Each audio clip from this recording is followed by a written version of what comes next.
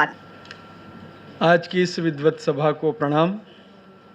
मंच पर उपस्थित मुख्य अतिथि डॉक्टर रविंद्र शुक्ल जी, बीज व्याख्याता डॉक्टर ऋषभ देव शर्मा जी, आत्मीय अतिथि श्याम सुंदर मंदड़ा जी, अतिथि होम निधि शर्मा जी, साहित्य हिंदी भारती तेलंगाना के अध्यक्ष लेफ्टिनेंट कर्नल दीपक दीक्षित जी, प्रदेश प्रभारी सुरभि दत्त जी, महामंत्री डॉक्टर राजीव कुमार सिंह जी और इस सभागार में उपस्थित सभी हिंदी प्रेमी और हमारे छात्र अध्यापक इसलिए कह रहा हूँ कि हमारे यहाँ अध्यापक भी, हिंदी अध्यापक ही यहाँ पर प्रशिक्षण के लिए आए हैं, तो इस कार्यक्रम में वे छात्र अध्यापक ही है। तो आप सबका इस कार्यक्रम में हार्दिक स्वागत और अभिनंदन करता हूँ। और मुझे अभी सबकी बात सुनकर बहुत आश्चर्य हुआ कि हम राष्ट्रबोध के बारे में जो सोच रहे थे उससे कहीं अलग धारणा हमें सुनने को मिली है। और हम सब इन सब के व्याख्यानों से हम लाभान्वित हुए हैं और हमें एक नई दृष्टि मिली है।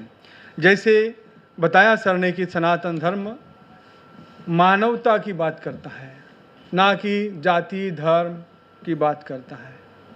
तो हम सब में मानवता होनी चाहिए, प्रेम होना चाहिए, भाईचारा होना चाहिए, हमें किसी का द्वेष नहीं करना चाहिए। यही हमारा राष्ट्रबोध है और इसी पर ही हम सभी को भाईचारा के माध्यम से एक दूसरे के साथ व्यवहार करना चाहिए, एक दूसरे की बात को समझना चाहिए और उस तरह से वातावरण, जैसे बताया गया कि वसुधैव कुटुंबकम का वातावरण हमें निर्माण करना चाहिए। हम कोई भी जाति धर्म के हों उस पर न पड़ते हुए जो उसमें से जो अच्छा है उसे लेने का और देने का कार्य हमें करना चाहिए। यही इस गोष्ठी का सार है और हिंदी साहित्य भारती का कार्य भी यही है कि आप भी जियो और जीने दो वाली जैसे कि बात बताई है, तो इसमें हमें मनुष्यता सब में लानी चाहिए, भाईचारा उत्पन्न करना चाहिए और प्रेम भावना के साथ सबको अपना जीवन यापन करना चाहिए। मैं चाहूँगा कि केंद्रीय हिंदी संस्थान के बारे में, केंद्रीय हिंदी संस्थान में भी सभी वर्ग के छात्र पढ़ते हैं, पढ़ने आते हैं और हिंदी सीखते हैं। विदेशों से भी छात्र केंद्रीय हिंदी संस्थान में सीखने के लिए आते हैं और जो मुस्लिम देशों से भी जो छात्र आते हैं वो भारतीय संस्कृति को जानने के लिए आते हैं और वे यहाँ के मंदिरों में भी जाते हैं। वे अपने आप में मैं मुस्लिम हो इसलिए मैं हिंदू धर्म के मंदिर में नहीं जाऊँगा ये कभी नहीं सोचते, क्योंकि उनको भारतीय संस्कृति को जानना है और इस संस्कृति को जानने के लिए वो हिंदी सीखना चाहते हैं। और जब भारत भ्रमण के लिए आते हैं तो भारत के बारे में इतनी बड़ी किताब वो पहले खरीदते हैं, पढ़ते हैं, समझते हैं और तब कहीं वो बाहर भारत में आते हैं। हम अगर दूसरे देश में जाते तो हम उस दूसरे देश के बारे में इतना नहीं सोचते हैं, नहीं जानते हैं। बस जाना है, जब देखा जाएगा वहाँ कुछ जो भी देखने को मिलेगा वो देखा जाएगा।